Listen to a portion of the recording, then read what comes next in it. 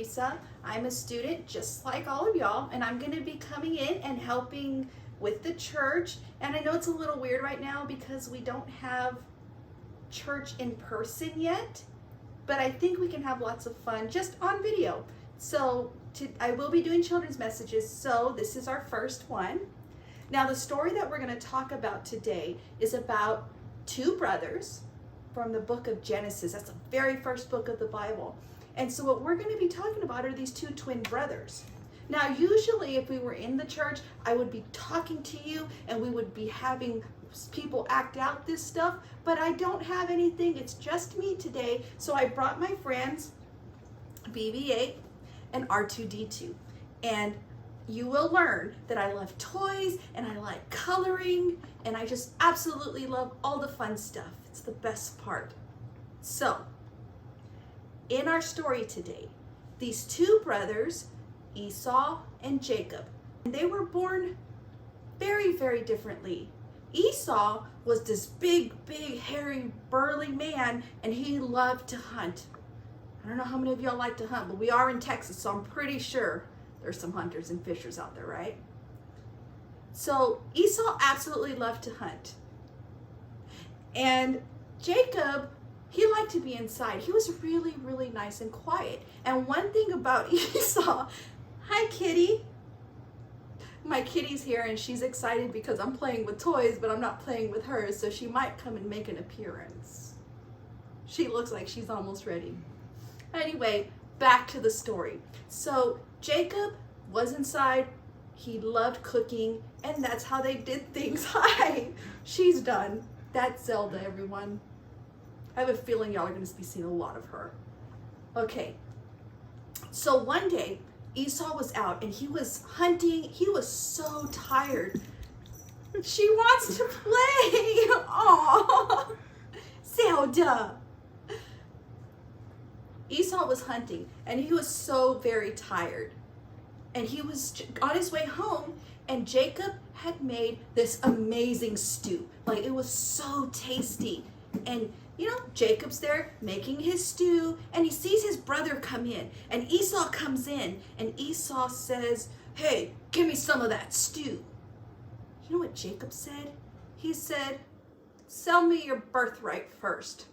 Now, that took a lot for me to try to understand because I wasn't even sure what that meant. So basically what Jacob was saying was like, well, I know you're the oldest son, but I want to have all the good things that come with being the oldest son. So back in Old Testament times, that meant that he would get Esau's land and all kinds of other awesome things. So basically he was giving up his rights to everything that he got as the oldest son.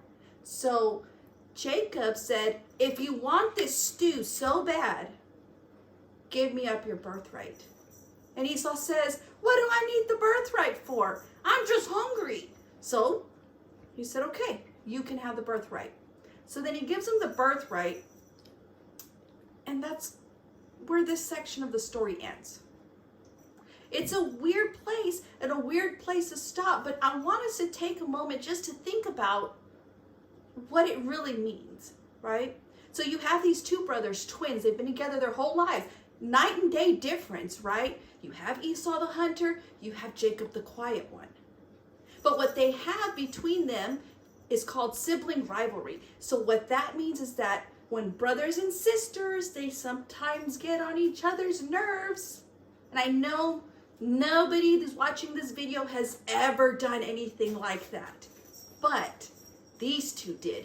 And what they did is they would fight or they would argue. And that kind of caused a lot of problems, as you can imagine, in the home, right? Because if you and your brother and sister or your siblings or your best friends, if y'all are arguing about something simple like who's going to get to play with this toy, if it's your favorite toy, or it's something that maybe it's your siblings or your friend's turn, sometimes feelings can get hurt. And sometimes people can get very angry with that. So what we're going to talk about today, a little bit later on in the adult message, is, hi Zelda, you gotta listen too, okay? Okay. She wants to play with the toys. But what we need to really understand is that it's okay to have disagreements. And it's okay to be in a position where we feel like we don't really agree with somebody else.